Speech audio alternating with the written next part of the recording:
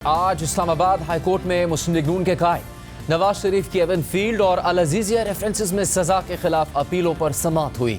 नवाज शरीफ अपनी कानूनी टीम के हमरा चीफ जस्टिस आमिर फारूक और जस्टिस मियां गुल हसन औरंगजेब पर मुश्तमिल डिवीजन बेंच के सामने पेश हुए, जहां पनामा केस में सुप्रीम कोर्ट की समाअत से लेकर JIT की तश्कील और फिर नैब की तहकीकात पर अहम बहस हुई। जियो न्यूज़ के नुमाइंदे अवैस यूसुफजई के मुताबिक नवाज शरीफ के वकील अमजद परवेज एडवोकेट ने दलाइल देते हुए कहा कि 2017 में सुप्रीम कोर्ट ने JIT तश्कील दी थी। 20 अप्रैल 2017 का ऑर्डर JIT की तश्कील और इख्तियारात से मुतालिक है। इसी ऑर्डर में TORs भी दिए गए और JIT को तफ्तीश का इख्तियार भी दिया गया।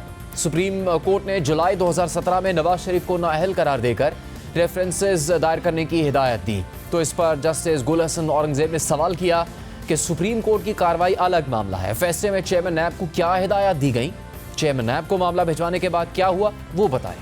अमजद परवेज ने जवाब देते हुए कहा कि नैब को फैसले के 6 हफ्तों के अंदर रेफरेंसेस दायर करने की हिदायत की गई। रेफरेंसेस पर 6 माह में फैसला करने की भी डायरेक्शन दी गई। नवाज शरीफ, मरियम नवाज, हुसैन नवाज, हसन नवाज और कैप्टन रिटायर्ड सफदर के खिलाफ एवन फील्ड रेफरेंस बना। फैसले की रोशनी में नवाज शरीफ, हसन नवाज और हुसैन नवाज पर अल अजीजिया स्टील मिल्स रेफरेंस भी बना। उस वक्त खुद नैब ने कहा कि सुप्रीम कोर्ट के ऑर्डर्स की रोशनी में रेफरेंस बनाकर दायर करने के सिवा कोई ऑप्शन नहीं था। इस वक्त के चेयरमैन नैब ने 1 अगस्त 2017 को DG नैब को तफ्तीश भेजी। इस पर अदालत ने सवाल पूछा कि सुप्रीम कोर्ट तो रेफरेंस दायर करने की हिदायत कर चुकी थी, फिर नैब ने तफ्तीश का क्यों कहा? तो अमजद परवेज ने जवाब दिया कि नैब ने ज़ाब्ते की कार्रवाई को पूरा करने के लिए ऐसा किया। नवाज शरीफ को एवन फील्ड रेफरेंस में 10 साल और अल अजीजिया रेफरेंस में 7 साल कैद की सज़ा सुनाई गई। फ्लैगशिप रेफरेंस में नवाज शरीफ एहतसाब अदालत से बरी हुए थे। जस्टिस गुल हसन औरंगजेब ने सवाल किया कि क्या नैब ने बरियत के खिलाफ अपील दायर की थी? तो अमजद परवेज ने कहा नैब ने बरियत के खिलाफ अपील दायर की थी, उस पर अभी तक नोटिस नहीं हुआ। रेफरेंस दायर होने के बाद और फर्द जुर्म से पहले नवाज शरीफ ने सुप्रीम कोर्ट में नजरसानी दरख्वास्त दायर की थी।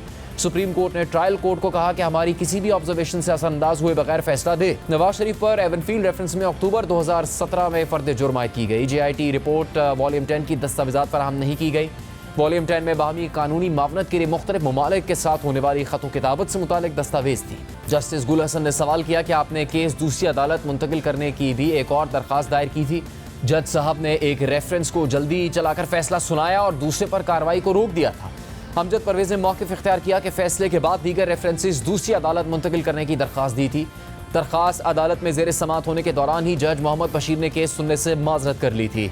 नैब ने एक इब्तदाई तफ्तीशी रिपोर्ट जमा करवाई और बाद में ज़िमनी तफ्तीशी रिपोर्ट दी। इब्तदाई तफ्तीशी रिपोर्ट में सिर्फ सुप्रीम कोर्ट के फैसले का हवाला दिया गया था। नैब ने TV इंटरव्यूज़ पेश किए, नवाज शरीफ की असेंबली फ्लोर पर की गई तकरीर का हवाला दिया। ट्रस्ट डीड से मुतालिक एक गवाह रॉबर्ट रेडली को पेश किया, जो नवाज शरीफ की हद तक केस में मुतल्लिका गवाह नहीं है। नैब ने गवाहों के बयानात के अलावा कोई ठोस शवाहिद पेश नहीं किए और अपनी तफ्तीश में JIT रिपोर्ट या गवाहों के बयानात पर ही निसार किया। इस पर अदालत ने इस्तिफसार किया, क्या नैब ने कहीं अपना माइंड इस्तेमाल करते हुए भी कुछ किया या सिर्फ डाकिए का काम किया? तो अमजद परवेज ने जवाब दिया कि नैब ने कॉल अप नोटिस भेजने के अलावा कोई काम नहीं किया। अमजद परवेज ने मज़ीद दलाल देते हुए कहा कि नवाज शरीफ को मालिक और मरीम नवाज समेत दीगर बच्चों को बेनामीदार साबित करने का बोझ प्रोसिक्यूशन पर था। हमारा मौक़िफ़ यही रहा कि चार्ज भी गलत फ्रेम हुआ है। इस मौके पर चीफ जस्टिस आमिर फारूक ने रिमार्क्स दिए। नैब ने यह साबित करने की कोशिश की कि मरीम नवाज बेनिफिशियल ओनर है, तो अमजद परवेज ने जवाब दिया कि नैब ने यह कोशिश ज़रूर की मगर इस इल्ज़ाम के हक़ में कोई सबूत पेश नहीं किया। एवन फील्ड रेफरेंस में जब नैब ने ज़िमनी रेफरेंस दायर किया तो 18 में से 6 गवाहों के बयानात हो चुके थे। इस पर जस्टिस गुल हसन ने सवाल उठाया कि क्या किसी गवाह ने ऐसा कोई बयान दिया था जिसके बाद नैब ने ज़िमनी रेफरेंस दायर करने का फैसला किया? तो अमजद परवेज ने मौक़िफ़ इख्तियार किया कि पहली गवाह सिद्रा मंसूर ने SCCP का रिकॉर्ड पेश किया, फिर हमारा केस ओपन हुआ और गवाह पर जिरा हुई, तो उसी वक्त नैब ने ज़िमनी रेफरेंस लाने का फैसला किया। इस मौके पर जस्टिस गुल हसन ने अमजद परवेज से कहा कि आप इस बारे में वक्त लेकर जवाब दें। दौरान समाअत अमजद परवेज ने दलाल देते हुए कहा कि एवन फील्ड रेफरेंस में एहतसाब अदालत ने करप्शन के इल्ज़ाम से तो बरी किया मगर आमदन से ज़्यादा असासों में सज़ा सुनाई। तो चीफ जस्टिस आमिर फारूक ने रिमार्क्स दिए कि एक अवामी नुमाइंदे के असासे अगर मालूम आमदन से ज़्यादा है तो बगैर करप्शन के वो कैसे बना सकता है? माजरत के साथ ना चार्ज सही फ्रेम हुआ, ना नैब को पता था कि शवाहिद क्या है। इस दौरान नवाज शरीफ के वकील आज़म नज़ीर तारड़ का कहना था कि समझ से बाहर है कि बुनियाद ख़त्म हो गई तो इमारत कैसे खड़ी रह गई। चीफ जस्टिस आमिर फारूक ने रिमार्क्स दिए कि आज समाअत को यहाँ पर ही ख़त्म करते हैं। अपीलों पर मजीद समाअत बुध 29 नवंबर को होगी। समात मुकम्मल होने के बाद चीफ जस्टिस आमिर फारूक और आज़म नज़ीर तारड़ के दरमियान अहम मुकालमा हुआ। आज़म नज़ीर तारड़ ने नवाज शरीफ की आमद पर सिक्योरिटी का मामला उठाते हुए अदालत से इस्तेदा की कि पेशी पर मुश्किल सूरत हाल होती है, नवाज शरीफ को हाजिरी से इस्तिस्ना दे दें। तो चीफ जस्टिस आमिर फारूक ने उनसे कहा कि आप इस्तिस्ना की दरख्वास्त दायर कर दें, हम देख लेंगे। आज़म नज़ीर तारड़ ने कहा कि नवाज शरीफ हंसी खुशी अदालत आते हैं, इस्तिस्ना की दरख्वास्त दायर नहीं करेंगे। इस पर चीफ जस्टिस ने रिमार्क्स दिए कि फिर अदालत ब्लैंकेट ऑर्डर तो नहीं कर सकती, सब कुछ कानून कायदे से ही चलना है ना। हम इस्तिस्ना नहीं देंगे लेकिन कमरा अदालत में लोगों की तादाद ज़रूर कम करेंगे। अहम बात यह है कि इमरान खान और नवाज शरीफ दोनों ही के सियासी मुस्तकबिल इस्लामाबाद हाई कोर्ट के फैसलों से जुड़े हुए हैं, क्योंकि एक तरफ जहां नवाज शरीफ एवनफील्ड और अल अज़ीज़िया रेफरेंस में नाअहल हैं, तो वहीं इमरान खान तोशाखाना रेफरेंस में नाअहल हैं। और दिलचस्प बात यह है कि दोनों रहनुमाओं की सज़ाएँ इस्लामाबाद हाई कोर्ट ने मुअत्तल कर रखी हैं, मगर फैसले अभी तक बरकरार हैं। लिहाजा दोनों की नाअहली भी बरकरार है और इनकी अपीलें इस्लामाबाद हाई कोर्ट में ज़ेर समाअत हैं।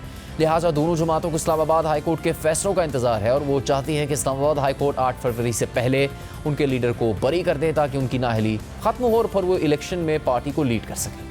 नवाज शरीफ की अपील 29 नवंबर को मुकर्रर है, जबकि तोशाखाना केस में इमरान खान की अपील 30 नवंबर को मुकर्रर है। इस्लामाबाद हाई कोर्ट में ज़ेर समाअत इन हाई प्रोफाइल केसेस पर ही हम बात करेंगे। जियो न्यूज़ के नुमाइंदे अवैस यूसुफजई से। अवैस, आज की समाअत के बारे में बताइएगा। नवाज शरीफ के वकला का ये मौक़िफ़ के नवाज शरीफ को मालिक मरीम नवाज समेत दीगर बच्चों को बेनामीदार साबित करने का बोझ प्रोसिक्यूशन पर था और उनका कहना है कि चार्ज भी गलत फ्रेम हुआ। इन दलाइल से किस हद तक मुतमईन कर सके नवाज शरीफ के वकला अदालत को? जी बिल्कुल, देखिए जो नवाज शरीफ के वकला ने आज दलाइल दिए हैं, अमजद परवेज़ एडवोकेट और आज़म नज़ीर तारड़ एडवोकेट भी उन्होंने भी कुछ दलाइल दिए, तो वो अदालत को काफ़ी हद तक इस बात पर मुतमईन करने में कामयाब नज़र आए कि जो चार्ज फ्रेम हुआ था वो गलत था, क्योंकि जो चीफ जस्टिस हैं बेंच के सरबराह जस्टिस आमिर फारूक, उन्होंने रिमार्क्स दिए कि नैब ने, उन्होंने कहा कि माजरत के साथ कहना पड़ता है कि नैब को ना तो ये पता कि चार्ज सही फ्रेम हुआ और ना ही उनको शवाहिद के बारे में इल्म था। इस पर आज़म नज़ीर तारड़ जो थे, उनका ये कहना था कि जब एक बुनियाद ही नहीं थी तो उस पर इमारत कैसे खड़ी की गई ये समझ नहीं आता। जो अमजद परवेज़ एडवोकेट थे, उन्होंने आज आगाज़ किया दलाइल का, उन्होंने बैकग्राउंड बताया, पूरी हिस्ट्री इस केस की बताई। उन्होंने बताया कि जब पनामा केस आया, सुप्रीम कोर्ट में उसकी प्रोसीडिंग चल रही थी, तो 28 जुलाई 2017 को सुप्रीम कोर्ट ने फैसला सुनाते हुए नवाज शरीफ को नाअहल करार दिया और साथ ही साथ नैब को ये डायरेक्शन दी कि वो 6 हफ्तों में रेफरेंसेस फाइल करें और एहतसाब अदालतों को ये डायरेक्शन दी गई कि 6 माह में वो इन रेफरेंसेस पर फैसला करें।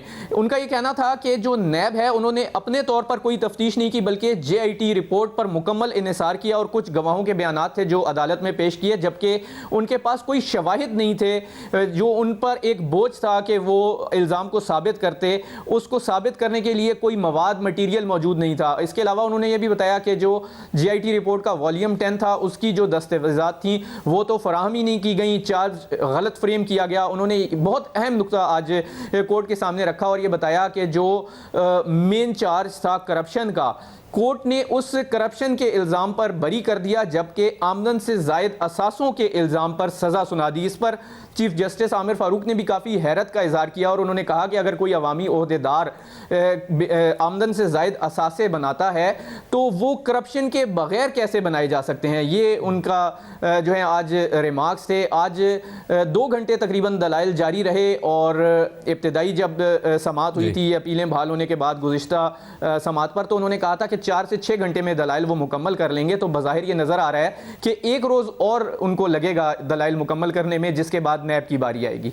तो अब बस 29 नवंबर की समाअत से फिर क्या तवक्को की जा सकती है? क्या ये जल्द निमट जाएगा मामला या फिर आगे देर तक चल सकता है? जी देखिए, इसमें ज़्यादा से ज़्यादा जो है 2 समातें मज़ीद होंगी। जो आइंदा समात है उस पर मुमकिन है कि ये कंक्लूड हो जाएं, लेकिन अगर कंक्लूड नहीं होते दलाइल तो एक समात और आगे तक दलाइल जाएंगे, क्योंकि आज काफ़ी हद तक जो दलाइल हैं वो अमजद परवेज़ एडवोकेट ने मुकम्मल कर लिए हैं। बेंच भी काफ़ी कन्विंस नज़र आ रहा था उनके दलाइल से।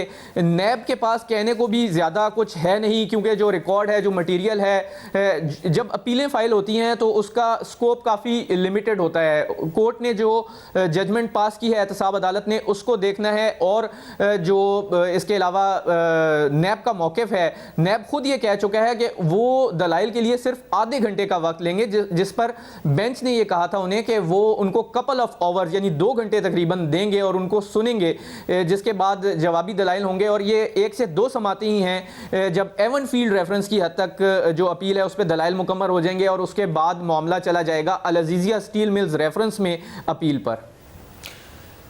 अवैस, इमरान खान साहब के जो केस के हवाले से सज़ा मुअत्तल की जा चुकी है इससे पहले, उसमें क्या तवक्को की जा सकती है? क्या कुछ बाकी है अभी जब उसकी समाअत होगी तो? जी देखिए, तोशा खाना फौजदारी केस में इमरान खान को सज़ा सुनाई थी ट्रायल कोर्ट ने और उसके ख़िलाफ़ उन्होंने अपील दायर की थी। अपील इस्लामाबाद हाई कोर्ट में ज़ेर इल्तिवा है, जबकि अबूरी रिलीफ़ उन्हें मिल चुका है। अबूरी रिलीफ़ ये मिला है कि उनकी सज़ा मुअत्तल कर दी गई थी, उनको ज़मानत पर रिहा करने का हुक्म दिया गया था। यह अलग बात है कि वो साइफ़र केस में भी गिरफ़्तार हैं और जब तक उनकी बाकी केसेस में बेल नहीं होती तो वो जेल से बाहर नहीं आ सकते।